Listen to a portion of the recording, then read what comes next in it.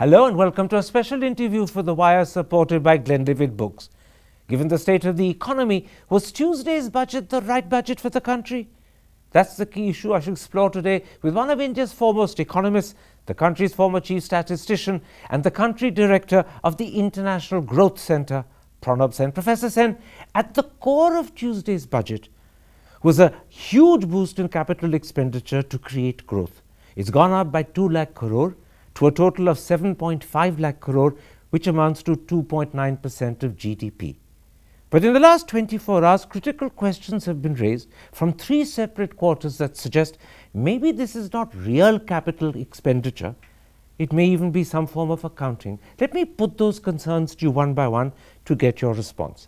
To begin with, the former Finance Secretary Subhash Chandra Garg says that of the 2 lakh crore CAPEX, 1 lakh crore is for the states as 50-year interest-free loans, and they are likely to use this to substitute for earlier loans that are more expensive. Of the remaining 1 lakh crore, he says that it will compensate for public sector capital expenditure cuts of roughly the same amount. So he concludes we don't actually have an increase of capital expenditure of 2 lakh crore. How do you respond to that?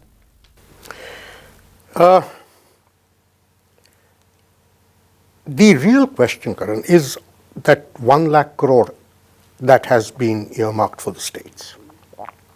Now, this, from what I can gather, is tied to capital expenditure. I mean, it is not an open-ended loan where the states can use it for whatever purpose. It would have to be linked to capital projects. Now, if that is so, the real question would be whether, because this particular loan is so much cheaper, whether the states would actually increase their capital spend. And it's quite possible.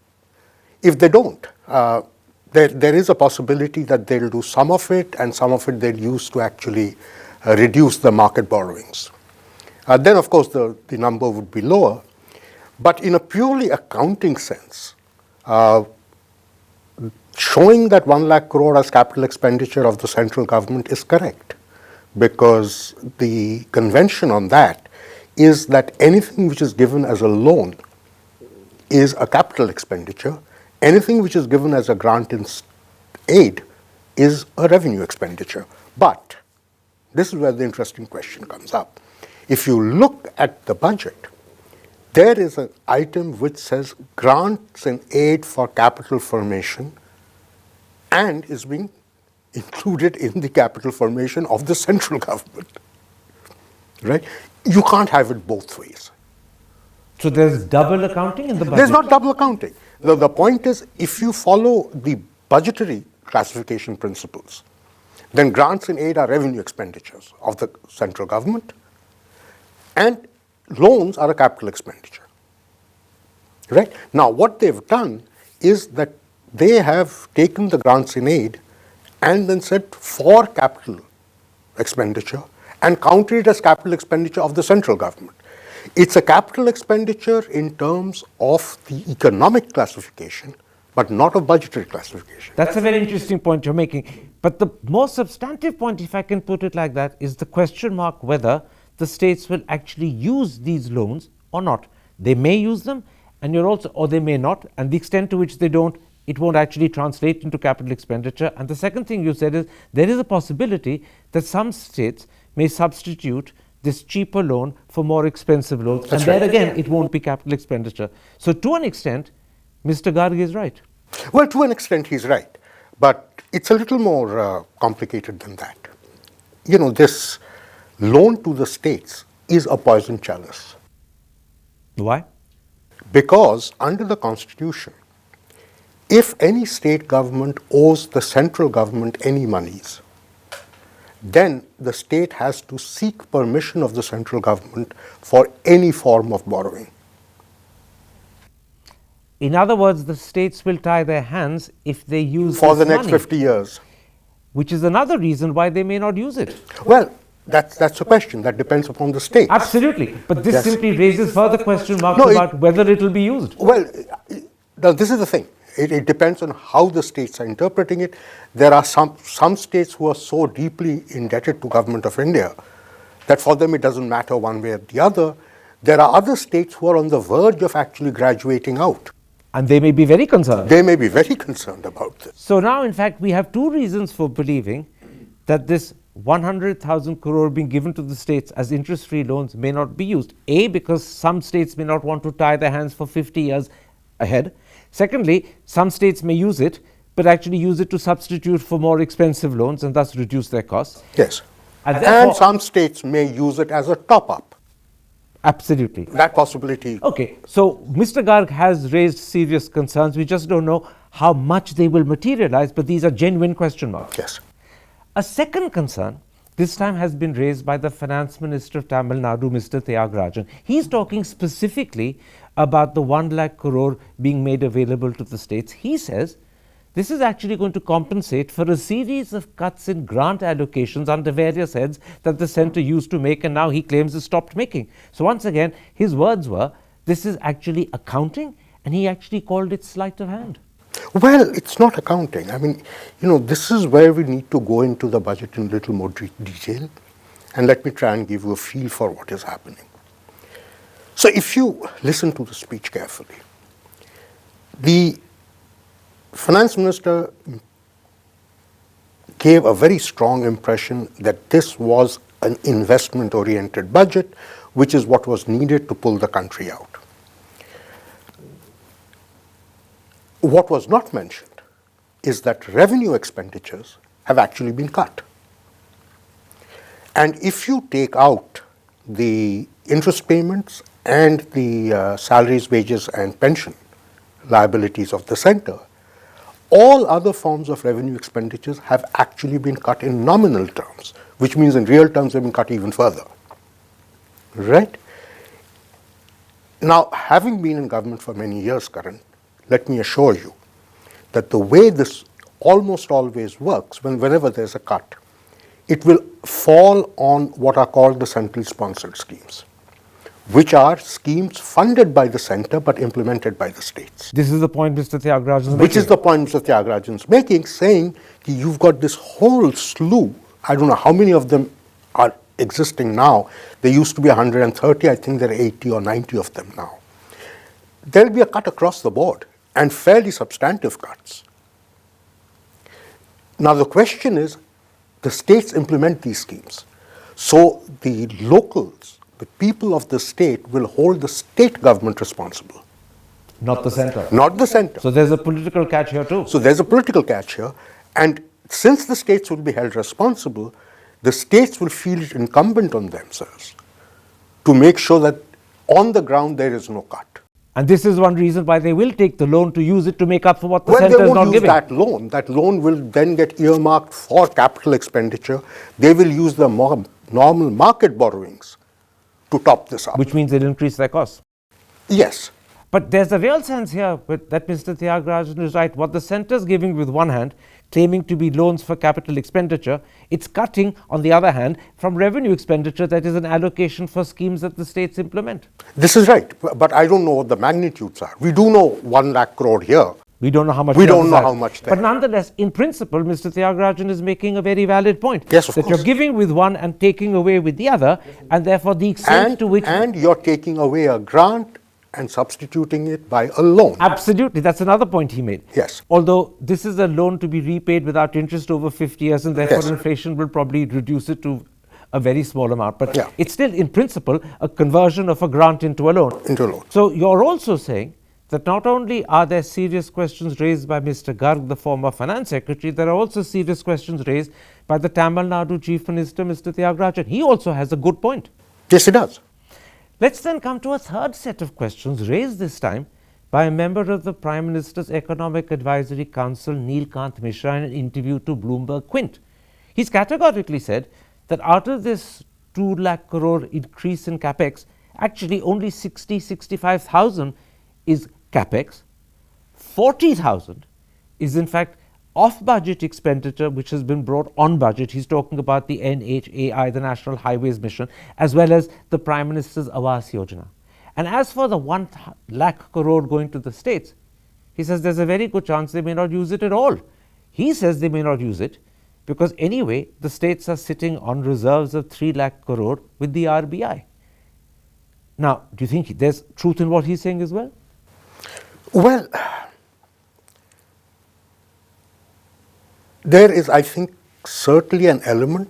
He may actually be understating it, because one of the things that really catches the eye in the budget, I mean, it almost jumps out and hits you in the face, is the allocation that's been made to NHAI. And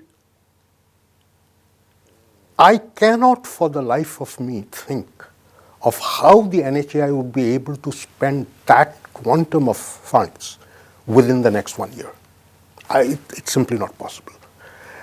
You may be able to increase your delivery by maybe 10, 15, 20% maybe, but not 50% or 100%. So the moment you see a figure of that kind, the first impression you'll get is, are you paying off your old debt? That is, you should have paid NHAI this over the last year or the last 3 years. What they did with last year, if you remember, they did with the Food Corporation. The same thing is happening The here. same thing could be happening here. So under the disguise of claiming that this is in fact capital expenditure. It is capital expenditure, but capital expenditure made in past years. So it's not going to boost the economy this year. Not If it has, it did it in the past. That's right. Now this is very interesting. So in a very real sense, Mr. Mishra also has a good point. In fact, you're saying he may be underestimating the extent to which he's correct. Right? So to sum up these three gentlemen, Mr. Garg, Mr. Thiaga and Mr. Mishra, all three you believe have actually raised serious questions about the 2 lakh crore claim of capital expenditure. Well, yes, I mean, I think there are certainly serious question marks on that. The point, of course, is that what you really have to ask yourselves, that is the alternative all that bad? I'll come to the alternative in a moment's time. But as regards the claim that capital expenditure has been increased by 2 lakh crore, you do agree there are serious question marks? There are serious question marks in terms of mixing up classifications. Either you stick to the accounting, the budgetary accounting classification, or you stick to the economic classification. Please don't mess, But there are further serious question marks. It's not just mixing up budgetary classification. There are also serious question marks about whether the money will be used or not used. If it's used, will it be used to substitute for earlier loans? Or is it actually paying off, as Mr. Mishra says, earlier year CAPEX, not fresh CAPEX? Yeah. All three are there. All three are there, to one extent or the other, yeah. Let's then come to another question that's been raised about the finance minister's strategy to boost growth by sharply pushing up capital expenditure. People say she should have also side by side done more to boost private consumption. In fact, what she's done is to cut the allocation for MNREGA and the allocation for the food subsidy fairly substantially. Do you think side by side with this increase in capital expenditure, there should have been a fairly significant attempt to boost private consumption and demand?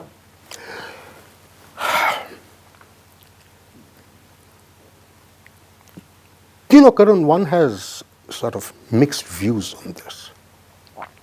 The point is, direct doles of the free food type are palliatives. They don't actually create further economic activity. So there is a logic for moving out. So when you are in a situation where there is clear and obvious human suffering, you do need to have palliatives, which was done last couple of years. But at some stage, you have to move to a situation where you are making expenditures so that jobs are created. But are you moving to that stage too fast? Is there not a need for another year of palliative? Well, because private know. Consumption is down. No, private consumption is down. So if unemployment is up, incomes are not being generated, private consumption will be down. You can't shore up private consumption by giving more free food. That has to come through the creation of more jobs, therefore more incomes, and therefore by higher private consumption. I'll come to jobs in a moment's time, but let's pursue private consumption for a moment. It's 55% of GDP, and according to the first advance estimates, it's 2.9% below pre-pandemic levels. Yes. Now, the government's claim, I presume, would be that the jobs my increase in capital expenditure will create will make good this dip in private consumption. It's not a question of making good. It is whether private consumption is going to be driven by the flow of incomes. And flow of income is driven essentially by employment. So if employment is created, hopefully incomes will be generated and private consumption will recover. But the problem is that the employment that is to be created through the increase in capital expenditure depends upon, first of all, implementation of that capital expenditure. Yes, indeed. And that could involve considerable delays and even time lags. In the interim, you will have collapsed private consumption continuing, and that could have a multiplier effect because it puts off other investment. And therefore, was there not a need to cover herself for 4, 5 or 6 months with things like cash handouts or maybe raising income tax slabs? Income tax slabs would have been a bad idea to begin with. Cash handouts?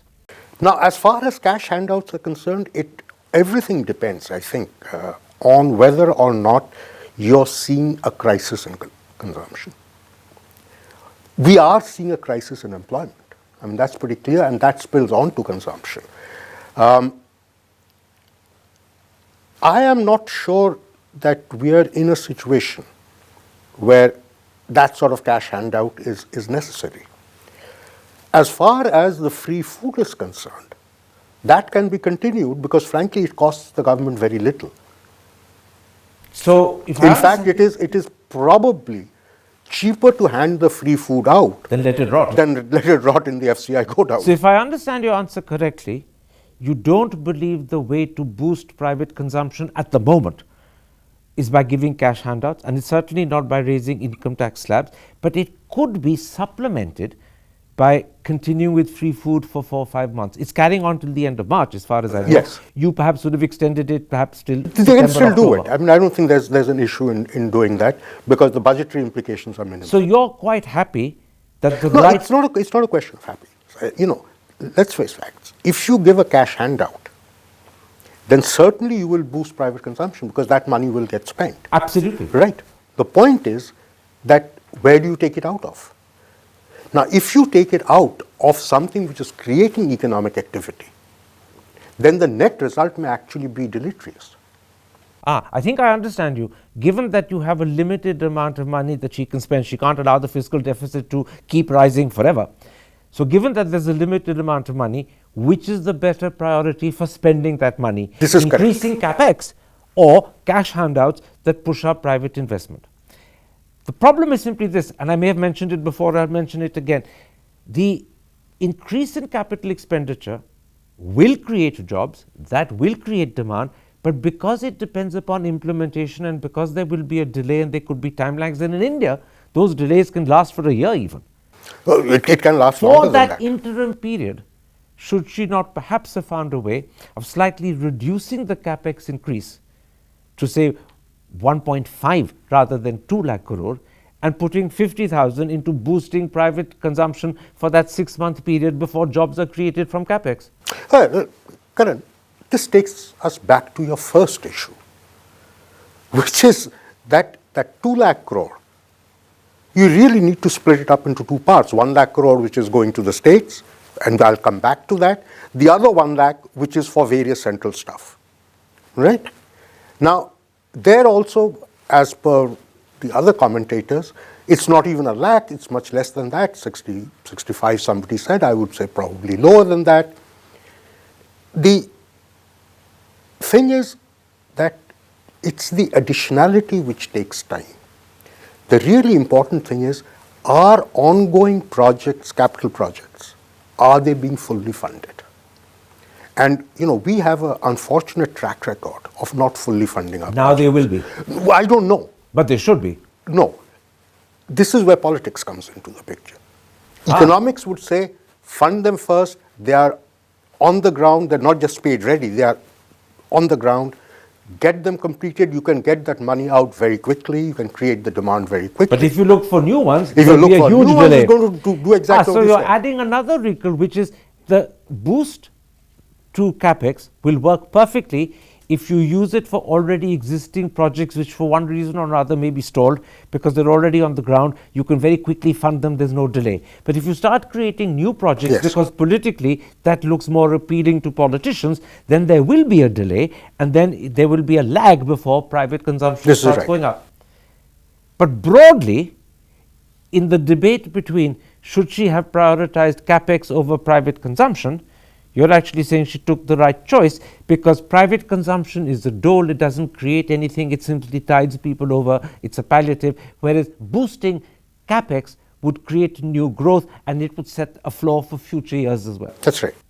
Then the key really hinges on how much jobs can be created from CAPEX. Now let me tell you, I was talking yesterday to Mahesh Vyas, the Managing Director of the Center for Monitoring the Indian Economy, and he says in January alone, India lost 3.3 million jobs. Yes.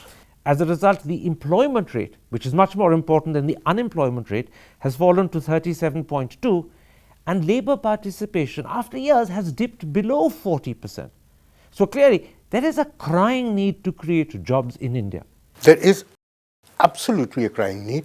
But the thing is, you have to accept and recognize a fact, which is that this problem is not of recent origin. But that's why I'm asking the question. So a problem which has built up for 6 years is not going to get corrected in a year. So you need a 6 year program to get us back where we were. In the interim, and this was my question, should she have relied entirely on what jobs her CAPEX will create? And you and I know that there could be a fairly long lag before those jobs happen. Should she not have also found money to create an urban equivalent of MNREGA? No. Remember, absolutely. We've been talking about the urban equivalent of MNREGA So she for a should have while. done it. The point is, nobody has a workable blueprint yet, except something that Jean Drèze had come up with a couple of years ago. And it's not clear that that's an implementable one. That one can debate. Yes, an urban MNREGA would be very important. And the need of the hour. It should have been done 5 years ago. So it's needed now as well. It's needed now as well. So it's needed perhaps more now. So it was a mistake not to create one. But here's the problem. Had an urban MNREGA existed, then the return migration that we saw 2 years ago may not have happened. Now these migrants are back to their original villages, where there is unemployment to begin with. So these people have withdrawn from the labor force. Now to attract them back here,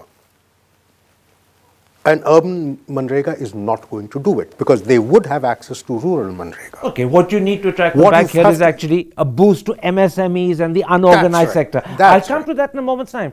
But the interesting thing is, as you pointed out, the 2 points in fact. One, we do need an urban MNREGA. We needed it 5 years ago, and it's still critical today. But at the moment, more important than an urban MNREGA is boosting the rural MNREGA because the migrants are still in their villages, they haven't returned, and that's where you have rural unemployment.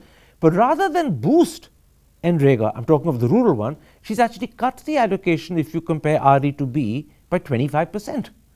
Yes. Now, presumably the assumption is that demand for rural MNREGA this year will be a lot lower than it was last year. No, I don't think that's the assumption. And I think this was mentioned in one of the various discourses, saying that MNREGA is a demand-driven scheme. If there is need for more, we will provide more. Unfortunately, the track record does not bear that out. So we've had a situation where people have been signing up for MNREGA work and simply not getting it because the funds are not available. Absolutely. And, in and fact, these are large numbers. And a report in today's paper says that, in fact, of last year's MNREGA, 20,000 crore is still to be paid. It hasn't been paid. And if that's paid out of this year's, then the 75,000 allotted for this year already comes down to 54 or 55,000. This is correct. Which is clearly not adequate. No, it isn't. Which means that her figures will go awry by the end of the year. No, but that to my mind is the lesser problem. What's the report, the bigger problem is people signing up for MNREGA and not getting work. What you're saying is delayed payments, they've got work, which means that they are legally entitled to payment. But if they haven't been given work, they're not even legally entitled. Why are they not getting work?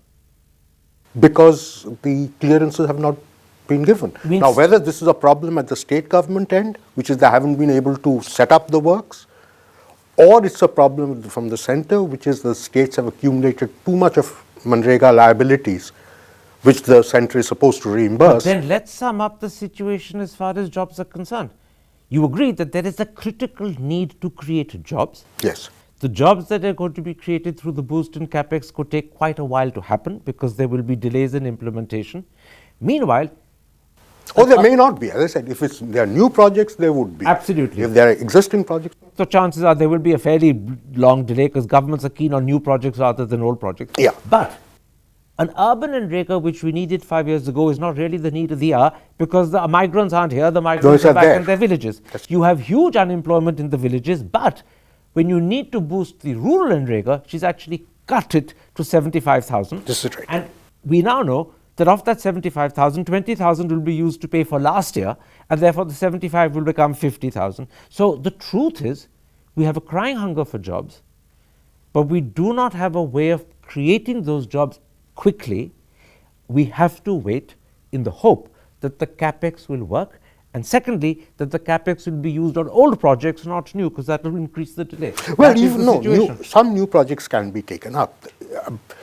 Again, as I said, what this budget has done, and it's an interesting thing, and there's, I think, a large political element to this, is it has shifted the responsibilities onto the states. So what they've done is they've cut CSS, which is what we were talking about earlier, given this 1 lakh crore to the states, and then has essentially said it's now up to the states to decide what to do. This is a bit like passing the buck. Well, at one level, yes, which is why I think it's a very clever budget. Okay, whether I like it or not is not the issue, but it is an extremely clever budget. I wash my hands of the problem, now it's yours, yes, you take the blame. The DFM has done an absolutely superb job. But that's a political answer to a problem rather than an economic answer. Yes. Now the real question then is what do the states do about it? Now, the reason I think it's a good thing at one level is that the states are much better positioned to do capital expenditure than the center is.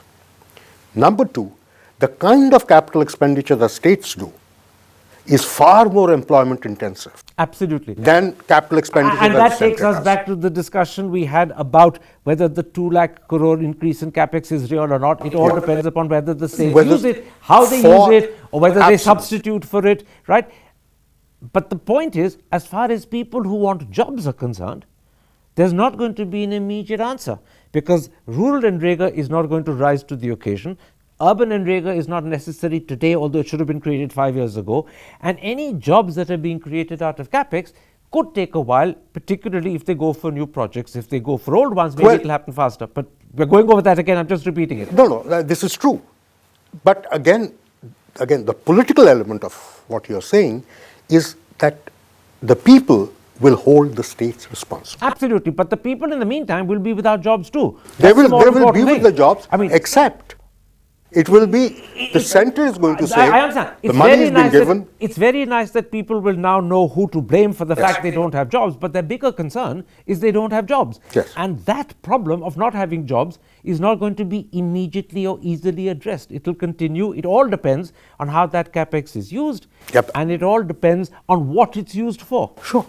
All right, let's then come to MSMEs. They represent 30% of GDP, they represent 40% of employment. And as you said to me last week, they're in pretty dire straits. The government has responded by extending the credit guarantee scheme for another year and increasing its quantum to 5 lakhs. There's also, I believe, a 2 lakh credit line available as well. But are these MSMEs that are in dire straits in a position to want to take credit when demand is collapsed? Well, it's a little more complex than that. The credit guarantee scheme works only, and the conditions are fairly specific, that these should be loans which have been serviced on a regular basis, which means that anybody who has been classified as a stressed loan is not eligible. Well, hang on a second. Loads of MSMEs may not have been able to service their loans. Yes. Now you have increased the quantum and you've extended the tenure, but if they don't qualify, it doesn't serve their purpose. Now, this is precisely the point. So this is not going to help them at all. Well, let's look at the history, right? The credit guarantee scheme started with a 3 lakh crore rupee corpus. 2 years later, only about 2.1 lakh had been disbursed. Then now you've raised it to 5 lakhs. The question is, are there MSME units who can take it above that 2.1, 2.2?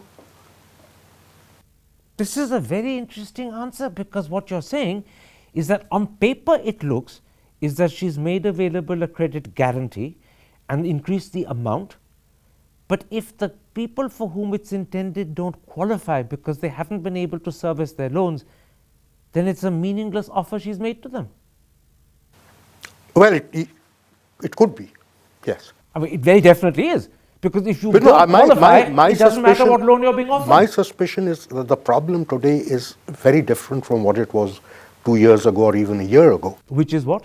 Which is 2 years ago or a year ago, units were there, they had not shut shop. They now collapsed. Now they have collapsed. So she needs to revive it rather than give them loans to carry on. Which means that a dialogue has to be established with the banking system, saying that of the NPAs that you are getting in the MSMEs, how many of them are viable units which can be restarted, and can we guarantee you loans for those? But this dialogue, I don't think.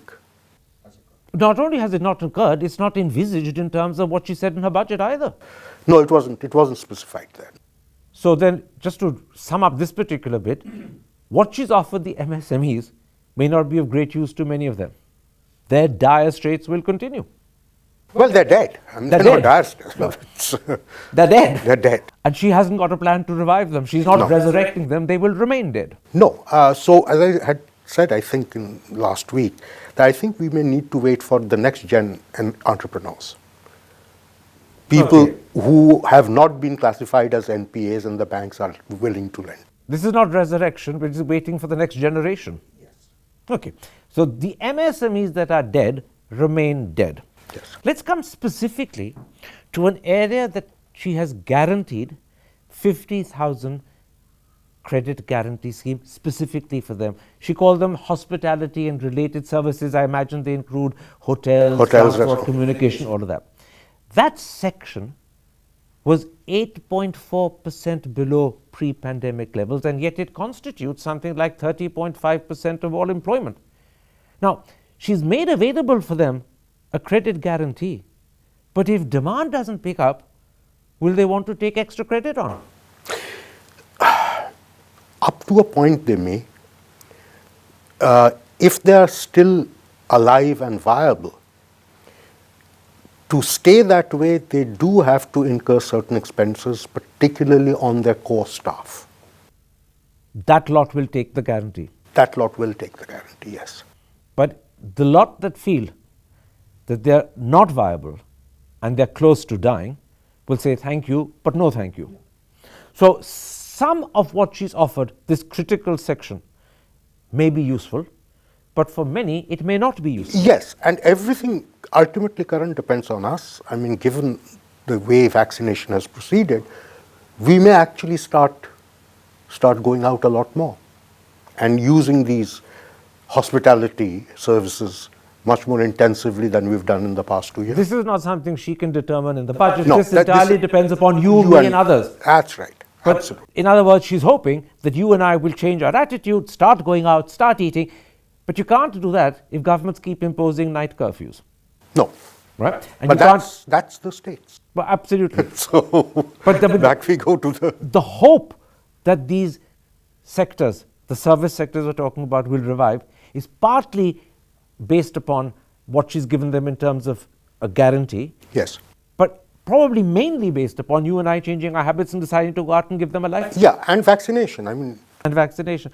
with vaccination now being recognized as a macro indicator, as per the survey. Let me sum up this section about MSMEs and the unorganized sector. When you spoke to me last week, you said that the finance minister was either blind and or unconcerned to the plight of the unorganized sector and MSMEs. After this budget, has she opened her eyes? Has she started to act with concern, or does she still remain blind and or unconcerned? I think the problem now, from what I gathered from the speech, it's not so much unconcerned as what one would have called blind. I don't think she sees the nature of the problem, which is units have closed. Restarting is a different ballgame from supporting an ongoing. This is very interesting, Professor Sen. What you're saying is she may have opened her eyes, but she doesn't fully understand what she's seeing. Yeah, perhaps. She doesn't fully understand the plight of MSMEs and the unorganized sector. Oh dear. Well, in which case opening eyes isn't going to be much help to the country. Because if the finance minister doesn't see and understand the plight, she can't respond to it correctly. Well, you see, one doesn't blame the finance minister per se. But blame her advisors. I don't mind who No, you it's blame. not even the advisors. I mean, you look, the government is a complex organism. There is a ministry of MSMEs. It's their business to flag this issue. Let me put it like this. Let's not identify which individual is responsible for failing to understand. It is important. But the government doesn't understand. Hold it. Yeah, this is the thing. It's not. I'm not talking about individuals. I'm talking about information systems. Ultimately, any decision is going to be based on the information that is being made available. And the wrong information. And if the information flow is either inadequate or wrong, you will take the wrong decision, not because you want to take that decision, but because you have misunderstood the nature of the problem. Let's sum this up.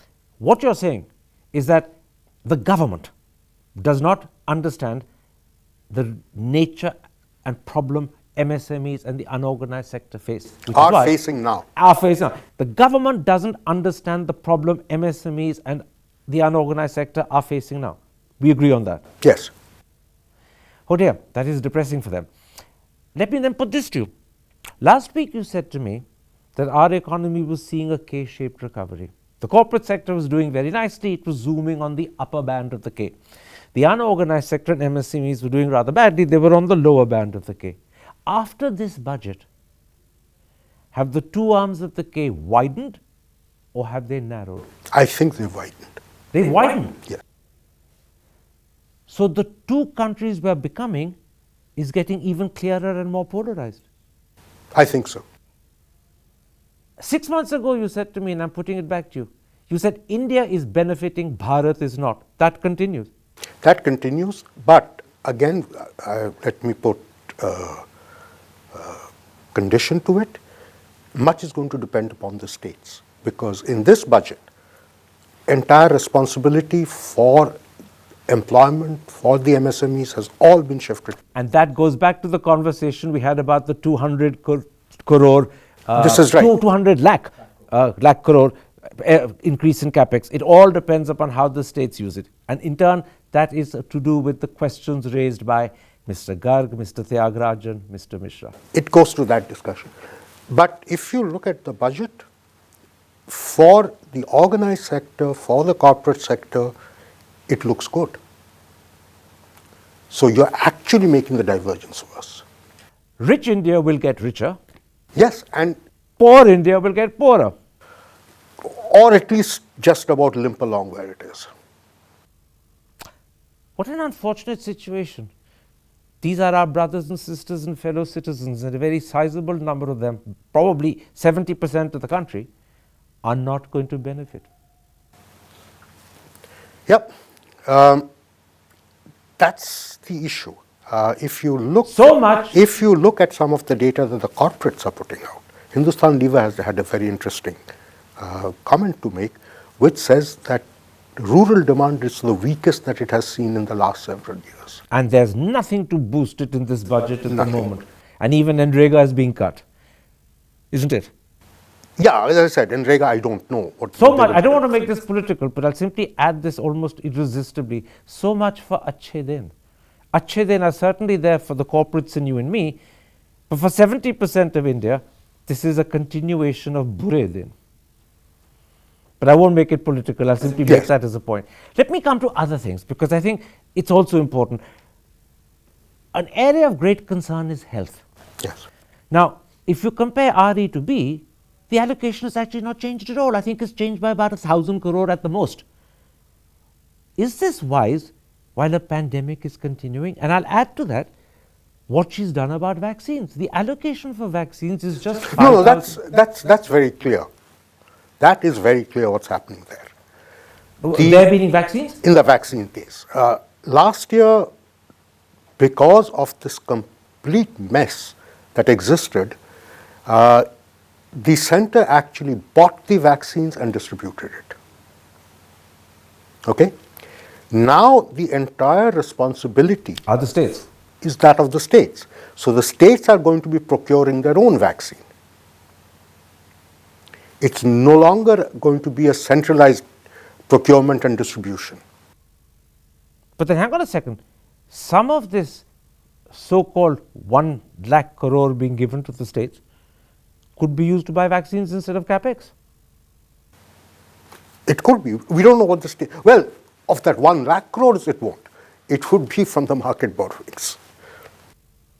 Or from any substitution they do. Or any substitution they do. But as far as the centre is concerned, it's actually washed its hands off vaccinating and boosting the country. Pretty much. And therefore, the assumption on the behalf of the centre is either the states will do it, and if the states don't, then the states will be accountable to their people if they end up getting infected. Yes, of course. Because other people have said that maybe what is lying at the back of her mind are two twin beliefs. A, we don't need boosters, she hasn't catered for them. And B, there are not going to be further waves and certainly not more worrying variants. No, again, it's really a question of what model you choose to follow. A centralized procurement and distribution is one model. A decentralized procurement is a different model. And we've gone to the decentralized one. We've gone to the decentralized. You know, last year, the government took credit for the vaccination.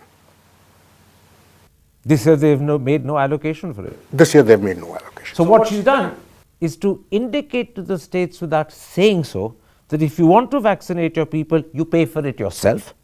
If you don't, that's your business. No, I'm sure that's been communicated. No, it hasn't been communicated. Not in the speech. No. But the Ministry of Health may well have just communicated it by now.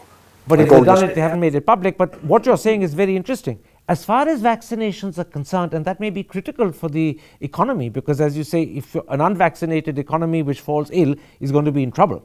So if vaccinations are necessary, it's the responsibility of the states. And if they don't give it to their people, then they are accountable to their people. But the centre, that's the central government, no longer accepts the responsibility of giving boosters. Yes, sure. Well, boosters are performed. Look, that's not the real danger, Karan. The states are aware of their responsibilities. The problem is that if we get into a situation that we are seeing globally, where developed countries have 100% vaccination and most of Africa has practically 4 or 5%. And this is one of the things which presents an ongoing threat to the global economy. You can have a similar situation developing in India as well, where some states are able to vaccinate and continue to vaccinate their people, and some states start falling behind. And this will be entirely because the central government has abnegated its responsibility to do it for the country. We don't know. But that possibility exists, and it's a possibility that we really need to take note of, because within the country, the possibility of an infection spreading is far higher than between continents. But this is a terrible outcome. We will end up not as one uniform country where everyone is equally vaccinated, which I presume is the right of the Indian citizen. Yes. But we'll end up as a country where rich states are able to vaccinate and protect their people, and poor ones are not able to do it so successfully, or perhaps even at all. And that itself suggests that there are fractures in the citizenship rights of the Indian people that have emerged. Secondly, if some states are poorly vaccinated and get infected, that infection will pass through the rest of the country. That's right. So there's a great danger, not only of dividing us as a country in terms of vaccination, but also creating the potential for new infection and new variants, which are even possibly worse, to spread through the country. Yes. But forgive me, you've put it so clearly that I have to ask this question. To my mind, this sounds like utter irresponsibility on the part of the central government. Well, I don't, again, Karan, we are working with incomplete information. I don't know whether the central government has set up a mechanism where it collaborates with the states in these efforts. Now, this is the thing. If it doesn't exist, then that should be indicted. And it should be created as quickly as possible. Indicted sounds like a mild term in the circumstances. I mean, I'm not sure what the stronger word would be, but it is a terrible, perilous situation that potentially looms ahead. Let me come to something else. It's another area of great concern is education. Now, this is one sector where the allocation has gone up 18%. It's gone from 88,000 to 1 lakh crore. But is this sufficient to compensate for the fact that perhaps 200 million, maybe 220 million children by some counts have missed out on 2 years of schooling and probably forgotten everything they had been taught before schools shut? Or maybe I should put the question differently. Maybe what I should actually ask you, is this another instance, like the MSMEs and the unorganized sector, where the government doesn't see and understand the crisis in education? No, I don't think it's quite the same. The principal responsibility, especially for primary education, where I think the concerns are at the maximum, is that of the states. And let's not take it away from them. The Sarva Shiksha Abhiyan was very specific in its intent. And the focus there was creating the physical infrastructure so that no child was more than 1 kilometer away from the nearest primary school. That was the focus. Much of that work has been done. Now comes time, and the kind of issues you're talking about, comes the time for a couple of things. One, of course, is keeping the schools going. Midday meals. But the second part of it, and this is the important part of it, which is recognition that this kind of disruption can happen, and the only way out that you have is to be able to enable your students to attend classes digitally, which has been the big failure and has created this divide. She's created 200 more television channels for that purpose. For that can Indian children actually learn digitally? Given that any child anywhere in the world, I think, has a problem learning digitally. Digital teaching aids are supplementary by their nature. There is no substitute, I think, for classroom and a physical teacher. But in a situation where that is simply not possible, what is even worse is when you get a digital divide. Absolutely. Which is what has happened in the last couple of years. And it's entrenched in the poverty of the Indian people. And it's going to make that even worse because later education outcomes are going to reflect this divide seriously. My question is, that's not addressed in the budget, but could it have been? Could it have been? I don't know. Again, these are things which are better addressed through a dialogue between the center and the states. Who knows if that's happening again? I don't know. Come up with a game plan and then ask the question, who funds what? Absolutely. Correct? Now, by and large, I think if we take the Sarva Shiksha Abhiyan as actually is a pretty remarkably successful scheme, if you take it, the responsibility for the capital expenditure was taken by the center, and for the recurring expenditure was taken by the states. For the digital thing, something similar can happen. Now, on the digital thing, what they've talked about is broadband connectivity to all villages. That will take a while to happen. Well, given the way that they're doing it, it will take a while to happen because they're talking about fiber optic lines. Absolutely. So that's going to take a while. And, we've been talking about this. The This national fiber optic networks have been on for donkeys. I'm not sure whether the budget is the right place to address the problem, but it doesn't seem to me that the government has. And if the government hasn't addressed the problem, it occurs to me that maybe they haven't recognized it fully. No, in fact, there's something there which disturbed me much more. Which is? Which is, there has been a lot of talk, and I think there's a growing consensus, if I'm right, that early childhood education was critical. A lot of the problems we are facing in our primary schools is the lack of family support, and therefore early childhood education was important. And there was a lot of talk of strengthening the Anganwadis so that a certain degree of early childhood education could be imparted at the Anganwadi level. From what I can make out from the budget data, ICDS has been cut. Pretty sharply. Yeah, not increased, which is what you would have hoped to see. And that disturbs me deeply. Because the critical care needed in early childhood is diminishing. And as you said, fairly substantially, in a situation where the discussion was actually about expanding and increasing it, recognizing the criticality.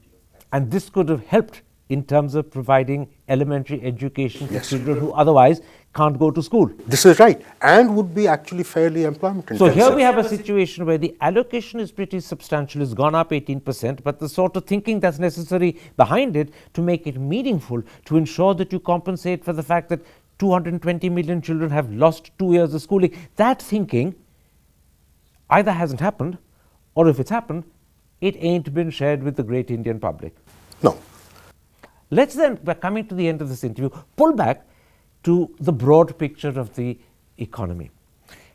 It's projected in nominal terms to grow by 11.2%, which means that if you're going to achieve the economic survey's target of real GDP growth between 8 and 8.5%, inflation has to be between 2.7 and 3.2. Well, is that realistic?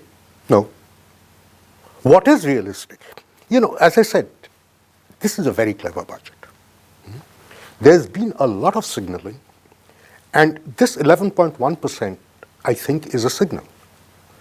So you've got a fairly large number of people who are talking about 8, 8.5, 9% growth in the coming year. What the FM is telling you, in effect, it's not going to happen. It's going to be 5 to 6%. That's what she's telling you. Be clear. Because you're assuming that out of that 11.2% nominal growth, inflation will be around 5 or 6. 5 or 6? Other 5. Which means actually, if inflation is 6, real growth is 5. 5, or vice versa. So the hidden message, but it's not that deeply hidden, is that growth will be 5 to 6% max. This is what she said. So she's in a sense taking us back. Think about it. You've been at this game as long as I have. In the 90s, the standard assumption in almost every budget was an 11% growth, nominal growth. Do you recall that? It was raised to 14% in the early 2000s. So you've gone back to... We have gone back to 11%. And when you go back to that, it means you're going back to real growth somewhere between 5 to 6%. That's right. And therefore, all this talk, whether it's Indians themselves, whether it's the ADB, the IMF, and the World Bank projecting 7 and 8% growth in next year, are mistaken. What she's saying, without saying it verbally, is it's going to be somewhere between 5 and 6. That's right. That's what she's saying. And I think that's very sensible. By the way. But will it even be that? But here's the catch. If you look at the taxation figures, at 11%, she is actually, if you take out excise, where because of the petroleum excise, there's going to be a reduction. There's a 14% growth in taxes. Okay?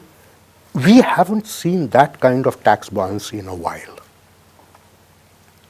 We saw it last year, but that was simply because there was this huge shift in the economy from the MSMEs to the corporates. If we are talking about a tax buoyancy of 1.4, what you're saying in effect is that I expect that trend to continue, which is the corporates gaining at the expense of the MSMEs. It also means you expect the misery of the poor Indian to continue too. Because This is 85% the of us work in MSMEs. This is the point. Right, ain't good news. So, But even that figure of 5 and 6%, which is a lot lower than people are hoping for, is that achievable? Because the Fed has announced that they could increase interest rates in America, 4 times this year? yes, maybe 5. Maybe 5. And the economic survey has made clear that the budget is based upon an assumption that the oil price will be between $70 and $75 a barrel. It's already hitting 90 if it hasn't crossed 90. And trouble in the Ukraine could get much higher. So what impact will these two alone have on the economy and that 5-6% forecast? Well, not a whole lot, actually. You know, as far as oil prices are concerned, I think we should be prepared pretty much for a certain degree of volatility in oil price. We've seen it before. It's gone up to 120, then it fell all the way down to 20, all within the space of 3 years. So this can happen. Now, if you're talking about an average of 70 to 75, I have no serious objections with that, because that would be the average for the year rather than at any given point in time. The real question is, what happens when America starts raising its interest rates, as it will very quickly? And they money cannot starts going put up out. with 7% inflation. Mr. Biden is in deep trouble. The point is, our interest rates have already gone up, Karan. Whether RBI has raised the repo rate or not is completely irrelevant. The fact of the matter is that the yields on government bonds, which is really a measure of what the inflation, of what the interest rate, went up as she was speaking. It went up, and it went up by 20 basis points. Right? So it had gone down to 5.7, 5.8%, and is now back up to 6.8%. You've had a very significant increase in interest rates. So even if Mr. Biden raises his interest rates, and he'll be doing it at 20 basis points ago, we are already factored that in our because of the government's huge borrowing requirement, which is more than ever thought it would be. So you think that there's not likely to be a further increase in interest rates in response to what the Fed does? So even if the RBI raises the repo rate by, let's say, 50 basis points. It's been factored in. It's already been factored in. So for those reasons, you don't think either the volatility in the oil price or the prospect of the Fed raising interest rates 4 or 5 times a year is going to damage India's growth prospects this year? Yes. I think the whole issue of the growth prospect is much more internal to us. A lot of that depends upon the states using the 2 lakh crore and how they use it. And that takes us back to Neelkanth Mishra, Thiaga, Rajan, and Subhash Chandra Garg. It does indeed. Those were critical questions they raised. Yes. One quick question about disinvestment. After 2 successive consecutive years of failing her disinvestment target pretty miserably, she slashed it to just 65,000 this year. There is no talk any longer about privatizing two public sector banks or a general insurance company. There's no talk about the grand national monetization pipeline or asset monetization. It was supposed to raise something like 6 lakh crore over a period of time, but it's not being talked about. Do you see that as realism and perhaps as acceptance that this government is not very good at handling either asset monetization, leave aside privatization?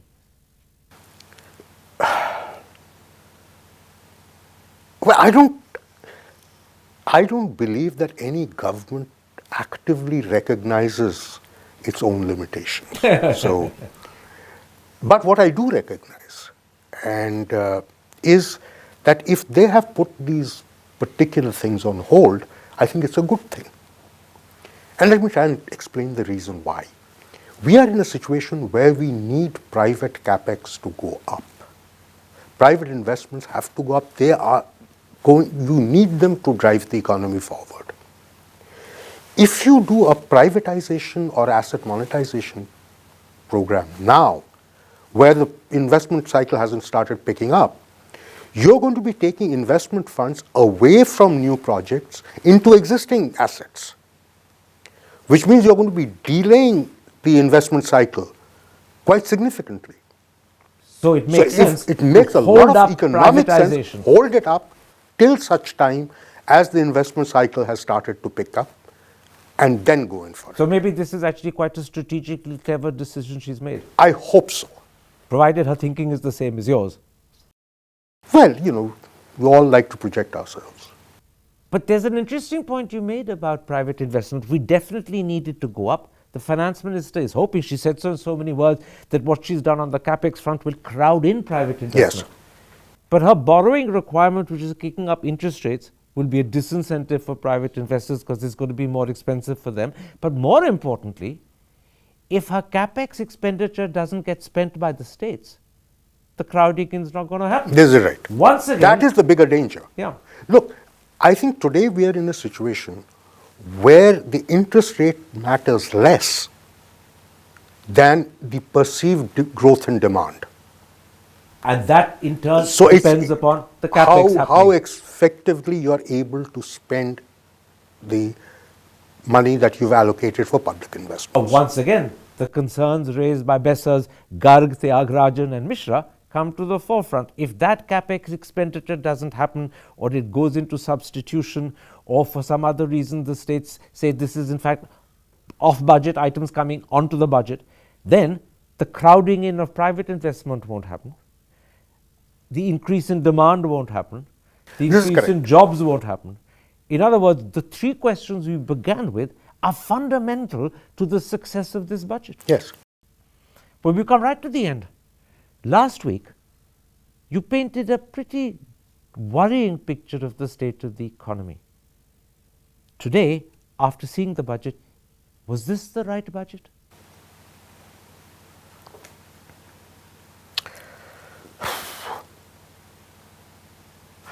I am in two minds about it. There, I think the shift towards public investment, I think, is a good thing. But unless we have done very strategic cutting in the revenue expenditures, which I don't think we have, but that we will find out only over time, a lot of damage could be done at that end, because a lot of revenue expenditures are very critical. And as I said, it's the centrally sponsored schemes which are very critical for poorer segments of the country. And this is Mr. Thiagarajan's complaint, in a sense. And that, if it so happens that those parts get cut out, then what you're going to be seeing is exactly what we've talked about, which is that the K-shaped recovery becomes even more pronounced than earlier. And this also reminds me of what you said last week, the curate's egg. Yes. The emphasis on public investment is good. That's the good part of the egg. Yes. But if the cut in revenue expenditure leads to critical allocations falling and schemes that should have continued not continuing, that's the bad part of the egg. That's right. And this was, in a sense, I suppose, the concern Mr. Thiagarajan had in mind. Yes. And so what it then becomes is a question that are you going to leave it to each state to decide which of the existing projects Continue. they will continue, or are you going to sit down with them, discuss? Because a lot of these projects do have cross-border, cross-state border implications. Or do you actually evolve a game plan for that? But again, we don't know. I don't think it's going to happen. This We haven't requires seen conversation. It requires conversation, and it requires fairly intensive conversation because it's not a one-off. And the problem is you may be able to have that conversation with another BJP ruled state, but you're unlikely to be able to have it with the DMK and Mamta. I don't think so. They'll talk. I'm sure they will. They're not unreasonable people. So either the PM or the FM or some other concerned minister needs to pick up the phone and have that conversation. Yes. So that's and create the forums for having this kind of discussion already exist. So the budget has actually created the need for a conversation that now becomes critical, and if it's not, then the absence of that conversation will create serious problems. It can create problems, yes. Many times in this interview, you referred to the budget as a clever budget, and that was clearly being said in political terms. By clever, I take it what you were saying is chalak. No, by clever, as I said, by clever, Passing the buck responsibility to the states, now they will be blamed, we won't be blamed. A lot of it is that, but it's, I think, a little bit more than that. I think the one thing that seems to have evaded people is this 1 lakh crore for states. And 1 lakh crore is not an unsubstantial amount.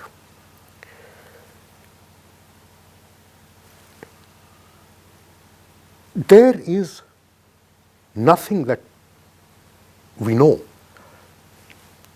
which gives us any reason to believe that these funds will be used or distributed in some sort of a relatively egalitarian manner between the states. So these are discretionary funds. Now this is very interesting. In other words, some states may get more than their deserved share, Yes. and others may get less. Yes. And this is where politics, I suspect, will become very important. but that would be actually an unfairness. Yes, if you look at the centrally sponsored, as I said, you're trading off, you're cutting on the centrally sponsored schemes, and you're increasing this 1 lakh crore. Which is discretionary. load. The centrally sponsored schemes are all formula bound. Every one of them. This one is purely discretionary. Which means that chief ministers you like may get more than they deserve, and chief ministers you don't like will get less than they deserve. This It's is where very unfair- likely. This is very likely. It's very likely. Which leads me to my last question. So far, we've analyzed the budget in terms of its economic impact. Now I'm going to end by asking you a political question, but it's linked entirely with what you've just said. The finance minister's got a lot of praise from people for not introducing populist measures, even though elections are just 2 weeks away.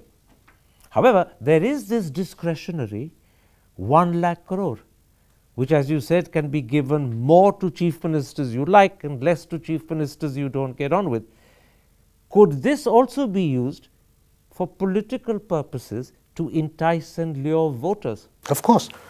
This is the point, I think, was being made by one of the gentlemen you had mentioned, is that a state can take this money and fund its capital expenditure and take the money that was originally allocated for that from the state budget and use it for a populist scheme, which you then use for political purposes, for poll purposes.